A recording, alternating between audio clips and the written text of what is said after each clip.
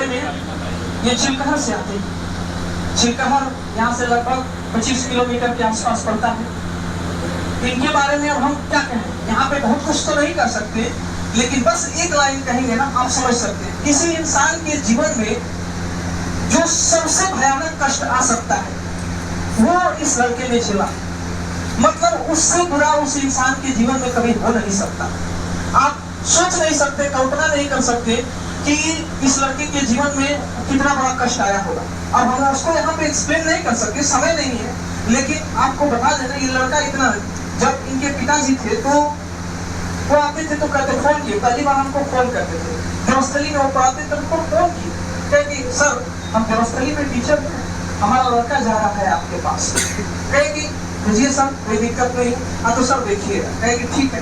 उसके बाद में जो इनके साथ हुआ, कह सकते हैं जीवन में जो दर्दनाक हो सकता है जितना, उससे भी भयानक। उसके बाद सर हम पढ़ना चाहते हैं, जब तक आपको पढ़ना है जीवन में ना, तब तक पढ़िए, हम कभी आपको टोकेंगे नहीं, जब तक आपको पढ़ना है तब तक आप जीवन में पढ़िए, लेकिन हम मेहनत करिए, क्योंकि अब आपके पास कोई दूसरा ऑप्शन नहीं है। और देखिए लड़का मेहनत करके, जब हमको पता चला रिजल्ट आया, इतनी खुशी हुई ना, इतनी खुशी हुई कि आप बता नहीं सकते। जब इतनी खुशी होती है ना, क्योंकि कष्ट क्या होता है, दुख क्या होता है, हम बहुत अच्छे तरीके से जानते हैं। जीवन में जितना आप इस उम्र में हम बताएं, जीवन का जो सबसे अधिकतम खुशी वाला पल होगा वो भी हमने जी लिया है, और जीवन का जो सबसे दुखी वाला पल है इस उम्र में हमने उसको भी जी लिया है ना, और उससे बड़ा नहीं। तो इस लड़के का कष्ट हम समझ सकते हैं कि जब हम तारी ऊपर पड़ी तो हम कैसे झेले, तो क्या बीती होगी, तो ये लड़का कैसे झेला होगा। अभी सोचिए, हम लोगों से तो कभी नहीं झेल है ना, लेकिन फिर भी झेला, लेकिन फिर उसके बाद टूटा नहीं, मेहनत किया और तोड़ा, और आज सफल है, आप लोगों के सामने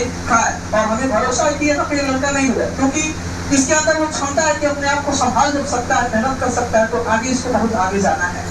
इसलिए हमने कहा बहुत सारे बच्चे कम जुड़े रहते हैं तो अच्छा लगता है। तो ऋषभ बाबू आप लोगों से बताएंगे कि कैसे मेहनत किए।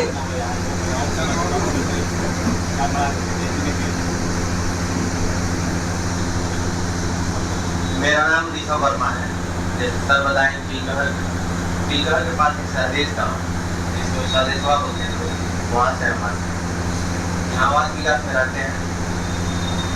संघर्ष रहा है, लेकिन सर का बहुत ज़्यादा सहयोग रहा है हर तरीके से। सर कभी कभी पूछते थे, हमसे कोई क्वेश्चन नहीं बता पाते थे तो उसका भी एक मोटिवेशन था, और बता देते थे तो उसका भी मोटिवेशन।